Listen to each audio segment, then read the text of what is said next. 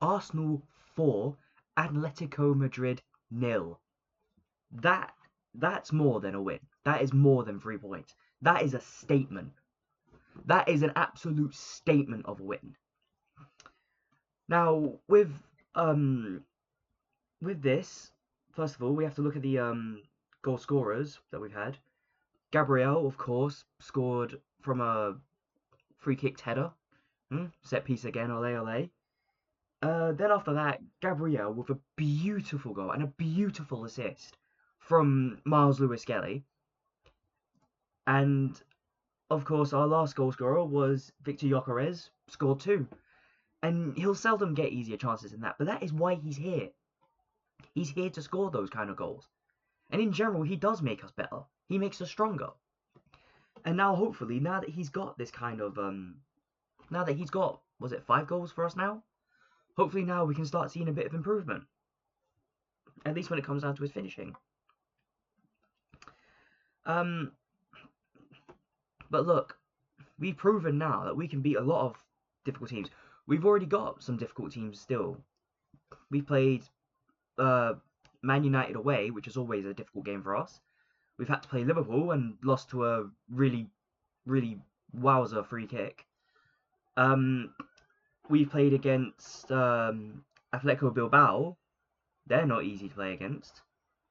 We've played against, well, I was going to say Nottingham Forest, but at the time I thought, when I first saw the fixture, I thought Nottingham Forest would still have their manager.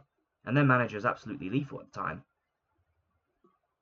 But you look at this team and thinking, okay, out of all those games that we've played so far, we've only lost one. And that was to an absolute stunner of a free kick. You wouldn't complain whatsoever. And we don't complain. You don't hear any Arsenal fan complaining. We're seeing progress, and now we're top of the league. We're 9 points out of 9 in the Champions League. And I believe our next game we're moving in up against Brighton, I believe it was. Was it Brighton or was it Crystal Palace? Hang on. No, it was Crystal Palace and then Brighton. And Crystal Palace is going to be another difficult game for us because they're playing really well so far. I've actually been impressed by how Crystal Palace played. And look, if we can secure 3 points off of Crystal Palace, we've set ourselves up in a beautiful position in the league and the Champions League. But with these kind of games that we're winning, beating Atletico Madrid 4-0, when's the last time anyone's done that against Atletico Madrid? When's the last time anyone's beaten them 4-0? It was PSG, wasn't it? In the Club World Cup playoffs where they had I think they had 10 men at the time and they got beat 4-0. But ever since then, no one in any strong or competitive league had beaten them 4-0. And keep in mind that these are also the same lot who beat Real Madrid 5-2. And yet they couldn't score a single goal past us. Even when we went 1-0 up, you could see Diego Simeone made the changes. He wanted to get that goal back. And even when he did that, they still couldn't score against us. That's a statement about our defence. That's a statement about our ability. And to score 4, I don't need to say anything else other than that. The scoreline speaks for itself. Now, I do say, I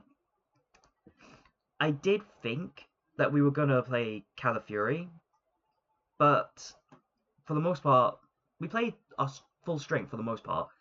One could argue except for Calafiori, but even then, Lewis Skelly, he filled the boots absolutely beautifully. Genuinely, it didn't feel like we actually lost anyone that day. It didn't feel like we dropped quality, even with Lewis Skelly instead of Calafiori. They both look so similar to each other, like they're on the same kind of wavelength. And that's the kind of squad that we've needed. Now, what's really exciting as well is the idea of Kai Havertz and Madueke coming back as well. Because if those two can come back, we can get Victor Gyökeres and Bukayo Saka a break. And that's why we have this team. And there's still one area that I'm looking at thinking we can get an absolutely star player in. And the only area that is the left wing, which, don't get me wrong, Martinelli and Trossard, they have impressed me so far. But imagine that left wing with Anton Simeone with it. Is that his name? I've forgotten how to pronounce his name. But regardless, with a player like that, we could be looking good. We could be eating well. But anyways, let me bring up the squad so that I'm...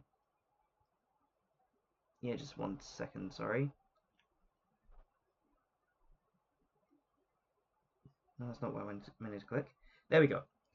Okay, so let me bring up that squad. Perfect. Now, what I will say as well, I did think he lost the ball a bit too easily sometimes, but he had a very average game, but he did have his moments. I think Eze, more than anyone else now, needs to get that confidence back up, because it does look like he's making those little errors that he just doesn't need to. Now then, player ratings. Starting a goal, David Raya. He made one mistake that whole game. That whole game, he made one mistake. And that's when he tried to let the ball go out, but the ball was getting too slow, and he nearly lost it. In the end, I think we conceded a corner from it as well. That could have been a devastating mistake. We didn't concede a corner. He nearly had a open goal. But anyways, aside from that silly little mistake that he had, I thought he had an otherwise perfect game. He didn't have too many questions asked of him. He mostly just had to collect the ball. I will give him a 7.5. I thought he had a very good game that day. Yuri and Timber. Does anyone actually take the ball off of Timber? Did he lose a single ball that entire game? Let me have a look. He has fouls. Tackle 1 goal. Okay, it doesn't actually say, but regardless, it didn't feel like he lost anything. He might have given away a few fouls, but let's be honest, it was the referee. He was absolute dog shit. But Timber, masterclass. He gets an 8. William Saliba. I thought William Saliba had a bit of a I wouldn't say a bad game, not by any stretch of imagination. Just on occasion, I thought he could have done better.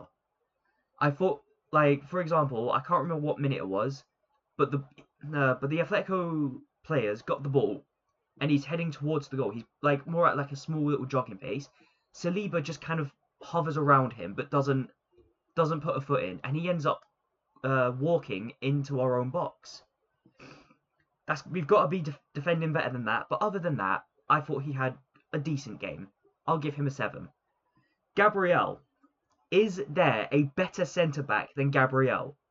Because I can't think of one right now. Gabriel is absolutely on one right now. Gabriel, of course, he got the starting goal.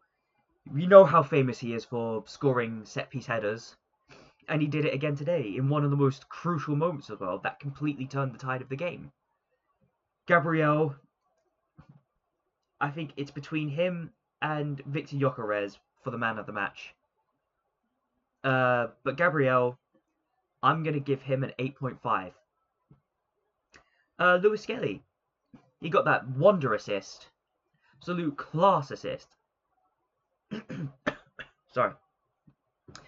And there's not much to really say other than that. He played very well. His defense was absolutely unstoppable. Not much to really say other than that. Lewis Skelly, I'm going to give him an 8. Zubamendi. I think Zubamendi was very hard done by with that yellow card. He didn't have a bad game whatsoever. He recovered very well, especially when it looked like we were about to lose the ball. But that's what he does. He recovers the ball.